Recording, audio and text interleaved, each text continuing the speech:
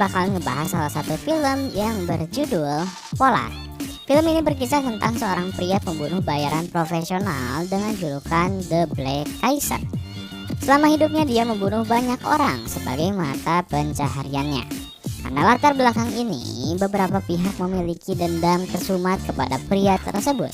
Dia juga sudah tua. Ia hampir memasuki masa pensiun. Apalagi perusahaannya tidak mempekerjakan agen lapangan yang sudah berusia di atas 50 tahun. Namun sebelum pensiun, lelaki itu menerima misi terakhir dari bosnya yang tamak. Ternyata misi itu hanyalah tipu muslihat dari bosnya yang tidak bisa membayar uang pensiun. Misi tersebut mengancam nyawanya dan juga tetangga sekaligus teman baiknya. Akankah mereka selamat dari upaya pembunuhan bosnya itu? Penasaran dengan kelanjutan ceritanya? Tanpa menunggu banyak lama, mari kita mulai intronya. Sebelum kita lanjut ke ceritanya, Mimin ada giveaway bagi teman-teman. Caranya sangat mudah. Cukup subscribe channel ini dan tonton videonya sampai habis. Lalu jangan lupa komen alamat kalian di bawah. Semoga kalian mendapatkan iPhone 12. Selamat menyaksikan. Cerita berawal di sebuah rumah besar lengkap dengan kolam renang yang terpencil di tengah hutan. Terdapat satu agen senior yang bernama Michael akan pensiun di sana. Dia terbangun dan melihat seorang wanita yang sedang berenang bernama Cindy. Terlihat mereka sangat siap untuk melakukan pagelaran budaya. Ketika sedang asik-asiknya, di waktu yang sama seorang sniper bernama Facundo sudah siap untuk menembak agen tua tersebut. Facundo juga ditemani oleh yang lain yakni Hilda dan Alexi. Hanya beberapa detik saja agen tua itu langsung dibantai. Ternyata Cindy pun merupakan salah satu dari tim tersebut. FYI, mereka adalah satu tim agen muda pembunuh bayaran yang kejam. Setelah itu mereka pun meninggalkan rumah besar tersebut. Berlanjut di Washington, terlihat seorang yang sudah tak bergairah bernama Duncan. Ia tengah menjalani cek kesehatan bersama sang dokter. Duncan adalah seorang agen pembunuh bayaran profesional yang hendak pensiun dari pekerjaannya dan dia tidak pernah gagal dalam misinya. Lalu dokter memberikan beberapa wejangan pada Duncan seperti jangan melakukan olahraga ekstrim, jangan berkegiatan yang membuat jantung lemah dan lain-lain. Lanjut, Duncan yang juga disebut sebagai Black Kaiser lalu mendatangi seorang akuntan yang mengurus segala harta kekayaan Duncan. Dia juga mengurus dana pensiun Duncan kepada bosnya. Diketahui juga Duncan 14 hari lagi akan pensiun. Ia akan menerima dana pensiun sebesar 8 juta dolar. Cukup fantastis. Kemudian di sebuah gereja terlihat seorang wanita dengan santainya menjawab telepon ketika acara pemakaman. Dia bernama Vivian. Telepon itu dari Duncan. Duncan mengajak Vivian untuk bertemu di sebuah kafe. Vivian ini adalah seorang pembunuh bayaran juga yang sama profesional, tapi dia telah diangkat menjadi manajer oleh bosnya. Setelah bertemu, Vivian memberikan sebuah berkas untuk menjalankan misi terakhir kepada Duncan. Vivian juga berkata, kali ini misinya adalah membunuh seorang kartel yang berada di Belarusia. Kartel itu sempat membunuh salah satu agen terbaik, sehingga bos ingin membalaskan dendamnya. Bos tak ingin misi ini gagal, itulah sebabnya bos memilih Duncan untuk menyelesaikan misi itu. Karena Duncan yang ingin segera pensiun, sehingga Duncan menyimpan kembali berkasnya dan pergi meninggalkan Vivian begitu saja tanpa mengucapkan apapun. Scene kemudian berlanjut di Oak, Montana. Kali ini Duncan pergi ke sebuah Indomaret untuk membeli beberapa cemilan, dan di seberang Indomaret dia juga membeli kotak film serta membeli anjing untuk peliharaan. Nampaknya Duncan ingin menikmati hari pensiun lebih dulu. Setelah sampai di rumah, Duncan langsung menyetel film sambil meminum susu jahe.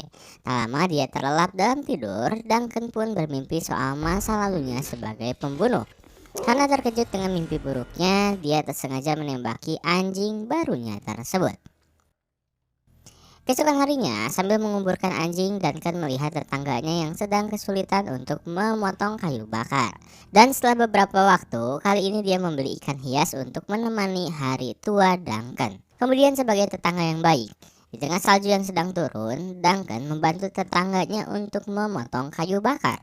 Lalu di malam harinya, Duncan menelpon Vivian dan memberinya 30 detik untuk bicara. Vivian lagi-lagi menawarkan misi sebelumnya. Kali ini Duncan akhirnya menerima misi tersebut setelah 2 kali menutup teleponnya pada Vivian secara sengaja. Diketahui misi yang dimaksud Vivian ternyata adalah upaya untuk membunuh Duncan yang sudah direncanakan oleh bosnya yang bernama Blood. Dan ternyata Blood akan mengirimkan Duncan ke Belarus. Selanjutnya, Duncan langsung menganalisa siapa yang jadi targetnya sekarang. Di tempat lain, Blood didatangi oleh rentenir Credivo untuk ditanyai mengenai pinjolnya yang dia minta seharga 29 juta dolar. Tapi karena dia pintar bernego, dia pun akhirnya diberikan 29 juta itu oleh pihak Credivo. Karena Blood berkata bahwa agen yang akan segera pensiun seharusnya diberikan dana hari tua. Tapi Blood justru malah berniat untuk membunuh seluruh agen yang akan pensiun, sehingga uang itu bisa dipakai investasi oleh perusahaan Blood. Dan salah satunya adalah agen Duncan yang akan Blood bunuh. Berlanjut pada Duncan, dia langsung terbang ke Belarusia. Kemudian di lain tempat dalam salah satu hotel mewah terlihat resepsionis ditelepon oleh seorang tamu hotel karena pintunya terkunci dari luar. Dan itulah bagian dari rencana Duncan. Duncan akan menyamar menjadi seorang ahli pintu. Pada saat itu Duncan sengaja mengeraskan suara bor sehingga si bos gangster alias targetnya keluar kamar dan marah. Lalu pada saat itulah Duncan tak pakai lama menghabisi seluruh musuhnya dengan sangat cepat. Bahkan si gendut pun tangannya dipaku sehingga tidak dapat berkutik. Ketika mengecek ke dalam kamar target, Duncan juga sempat melihat di sebuah meja terdapat data plus foto Duncan.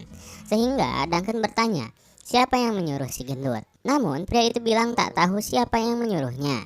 Sehingga terpaksa Duncan langsung mengebor kepala si gendut tersebut. Setelah itu Duncan menelpon Vivian untuk memberitahu bahwa misinya sudah beres. Vivian yang mendengar hal itu langsung terkaget karena Duncan tak berhasil dibunuh, justru para mafia lah yang terbunuh pada malam itu. Lantas Vivian yang panik bukan main tentu mendatangi Blood dan memarahi Blood karena menyewa para mafia murahan untuk membunuh Duncan. Sehingga Vivian menyuruh agar bayar saja uang pensiun Duncan. Sebelum Vivian dan Blood dibunuh oleh sang Black Caesar atau Duncan. Scene berlanjut, tim pembunuh muda kali ini mendatangi akuntan kepercayaan Duncan untuk mengetahui keberadaannya. Lantas mereka mengambil semua arsip keuangan yang ada di sana lalu membunuh akuntan tersebut. Sementara itu Duncan yang telah selesai dari pemburuannya sekarang singgah ke Indomaret untuk membeli peralatan ulang tahun.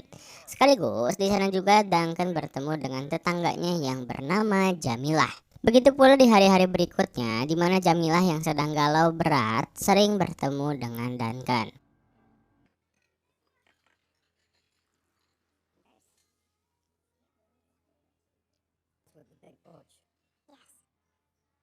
Kembali pada tim agen pembunuh muda. Karena banyaknya aset properti yang dimiliki Duncan sehingga mereka mendatangi satu persatu properti Duncan. Pertama mereka datang ke sebuah apartemen, ketika itu Cindy menjadi pengalih perhatian. Namun karena tak mendapati Duncan di sana, hidupnya pun harus selesai sampai situ. Pencarian masih terus berlanjut di New Jersey. Mereka mendatangi salah satu rumah yang diisi oleh para pemuda yang doyan minum susu murni dan juga memakai narkoboy. Tapi pada saat itu mereka tak juga mendapatkan Duncan. Lagi-lagi para pemuda itu pun harus dikirim menemui ajal mereka. Pria bernama Facundo akhirnya melapor kegiatan lapangan mereka. Mendengar hal itu, Vivian langsung mengancam tim muda agar segera mendapatkan Duncan atau nyawa mereka lah yang terancam.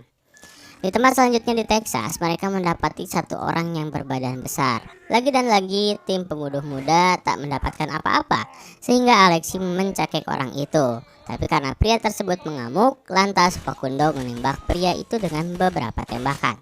Tapi tiba-tiba dia mati suri. Terpaksa tim pembunuh muda harus menembakkan ratusan peluru ke badannya yang tebal itu. Lalu setelah beberapa waktu, di sebuah hotel kecil mereka berkumpul untuk mencari petunjuk dari dokumen-dokumen yang dibawa dari akuntan Duncan.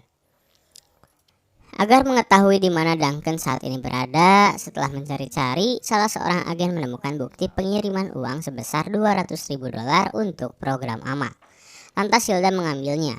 Tak lama, Cindy dan yang lainnya juga menemukan bukti transfer yang sama. Tak pakai banyak lama, mereka langsung cabut dari hotel. Apakah Duncan akan segera diringkus?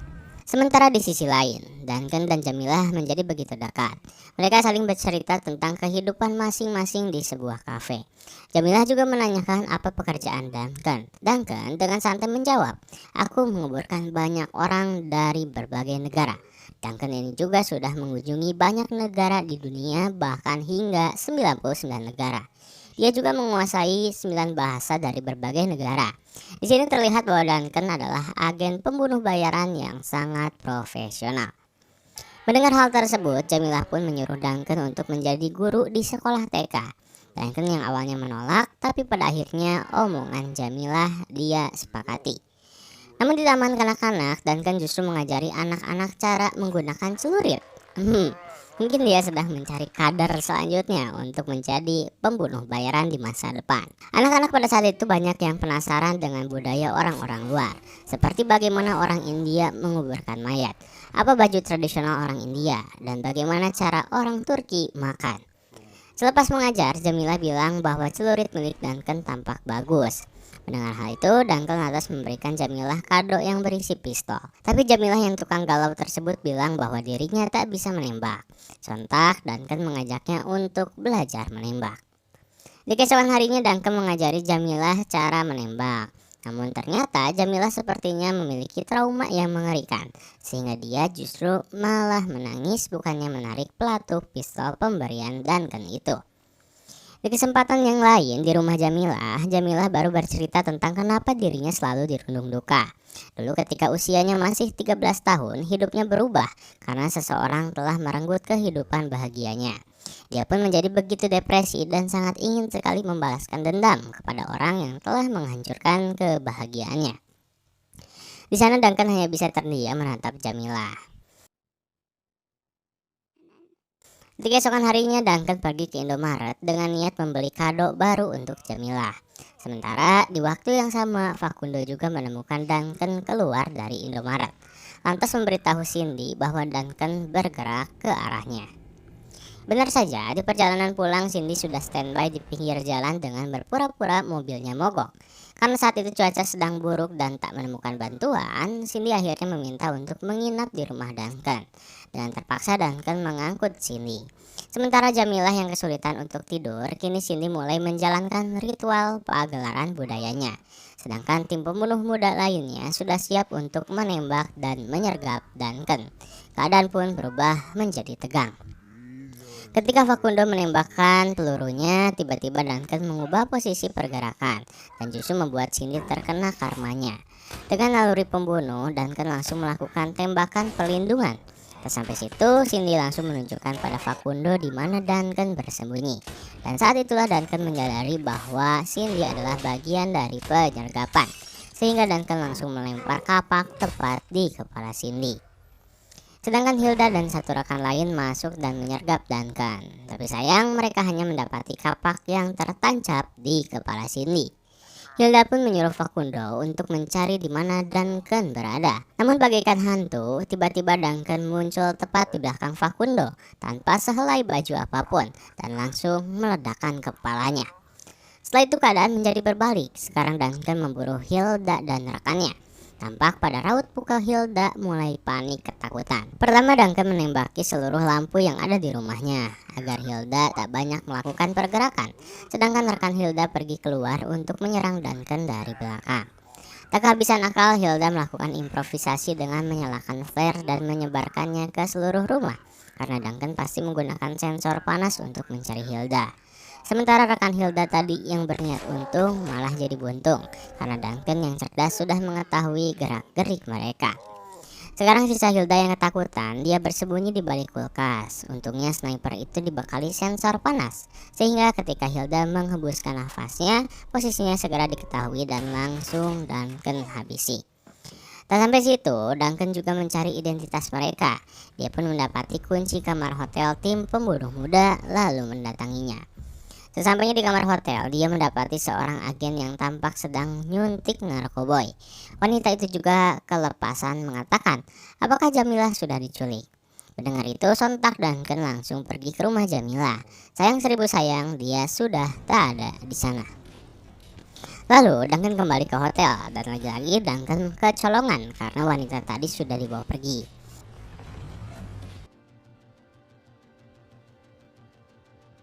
Sementara di sisi lain, bos besar Blood kesal mendengar berita kalau anak buahnya sudah dibantai habis. Sedangkan Vivian lagi-lagi memberitahu Blood untuk membayar saja biaya pensiun Duncan. Namun Blood masih saja enggan. Pada keesokan harinya Duncan menemui teman lamanya yang sudah pensiun duluan sejak lama bernama Porter. Porter juga memberitahu kalau Blood tak mau memberikan uang pensiun Duncan karena jumlahnya yang sangat besar dan itu akan sangat merugikan perusahaan. Duncan akhirnya pergi setelah diberitahu Porter di mana Jamilah disekap. Namun saat hendak pergi, tiba-tiba Porter membius Duncan dengan sengaja. Dia pun pingsan di sana. Lalu Porter menelpon Vivian bahwa Duncan sudah tumbang.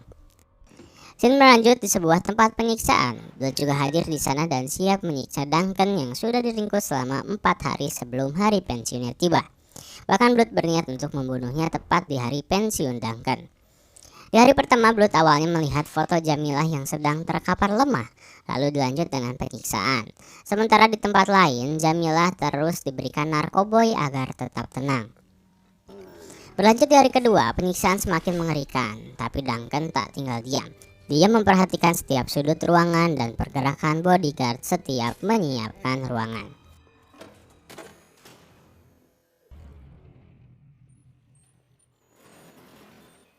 Begitu pula di hari ketiga, Duncan melihat pergerakan para bodyguard yang sama terus-menerus. Sampai pada akhirnya pisau yang digunakan Blood patah di dalam tubuh Duncan. Entah itu sengaja atau tidak, Duncan lakukan. Karena pada saat Duncan ditinggal sendirian, dia mengambil patahan pisau tersebut dari tubuhnya dan membuka gembok rantai yang ada di tangannya.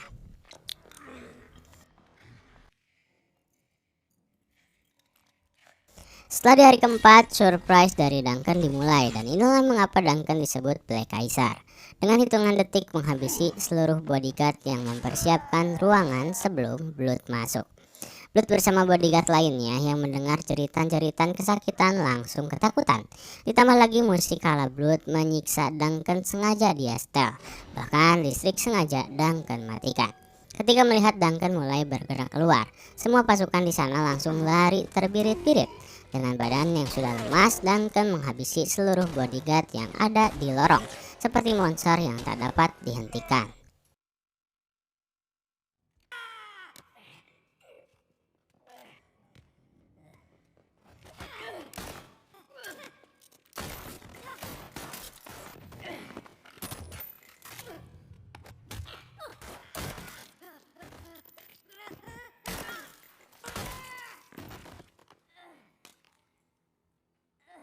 Setelah itu, Duncan berjalan dengan terseok-seok mendatangi rumah mantan kekasihnya. Kemudian dia menelpon Vivian untuk melakukan pertukaran, di mana nyawa Duncan ditukar dengan Jamilah. Vivian juga gagal melacak keberadaan Duncan karena waktu telepon kurang lama, dan Duncan pun terjatuh di hadapan mantannya itu. Sementara itu Vivian meminta agar semua pasukan yang tersisa agar bersiap-siap untuk serangan selanjutnya, karena Blood menginginkan Jamilah dan Duncan mati. Scene pun berlanjut di mana Duncan terbangun di sebuah persembunyian. Badannya sekarang sudah dipenuhi dengan perban, sekaligus mantan yang ditutup karena dicolok oleh Blood.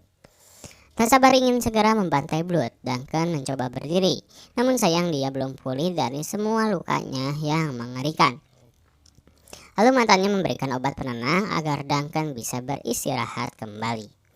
Setelah beberapa waktu akhirnya Duncan sudah sembuh dan meminta senjata otomatis yang bisa membunuh banyak orang dalam sekejap. Kemudian dia pun lekas pergi untuk mempersiapkan peperangan besar. Tak lama dari situ, Duncan menelpon Vivian dan menyuruhnya bersiap untuk pertukaran. Tim pelacak sinyal kali ini mendapatkan perkiraan lokasi Duncan berada. Lantas Vivian dan sisa pasukan langsung bersiap-siap untuk penyergapan. Sementara Duncan juga langsung bersiap-siap dengan memasangkan senjata machine gun otomatis di suatu tempat. Setelah itu, Duncan menelpon Vivian.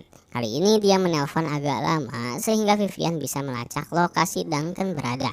Itu pun sengaja Duncan lakukan agar Vivian dan pasukan masuk ke jebakannya.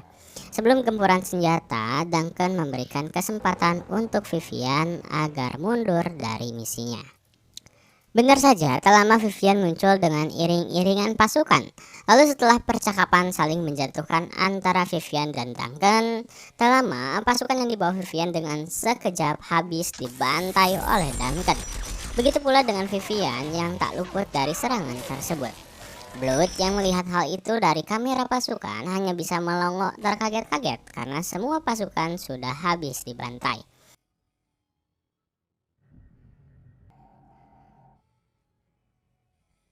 Aksi dan tak selesai sampai di situ. Dia langsung pergi ke markas tempat Blood bersembunyi. Sedangkan bodyguard yang tersisa di sana pun ketika melihat kehadiran Duncan langsung lari ketakutan, bahkan tak berani menyentuh Duncan. Blood yang ketakutan setengah mati akhirnya menelpon orang yang menjaga Jamilah. Tapi sayang, penjaga juga sudah keburu pergi dari sana. Dan ketika Blood dan Duncan saling berhadapan, Duncan langsung memenggal kepala Blood.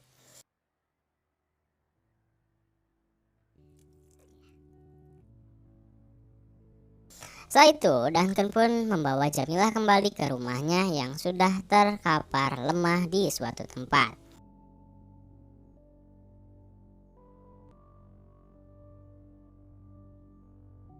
Di hari-hari berikutnya, Duncan terus merawat Jamilah sebagai seorang ayah dan anak, hingga Duncan pun tertidur.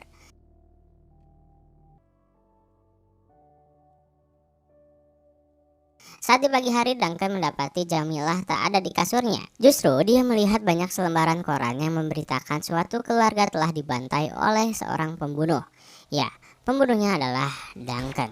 Seketika Duncan teringat bahwasannya dia pernah membunuh satu keluarga dengan sadis, lalu menyisakan Jamilah yang saat itu masih kecil. Selembaran bukti transfer untuk amal juga tak luput di sana. Ternyata semua uang itu sengaja Duncan kirim untuk menebus kesalahannya. Tak lama Jamilah pun muncul dan menodongkan pistol ke arah Duncan. Dan ternyata kegalauan Jamilah selama ini adalah tentang bagaimana membalaskan dendam pada Duncan. Tapi karena ketakutan yang teramat sangat, dia tak mampu melakukan hal itu. Kesal dan takut bercampur aduk di wajah Jamilah. Sambil menangis, Duncan menyuruh Jamilah agar menarik pelatuk pistolnya, sehingga dendam Jamilah bisa terbalaskan.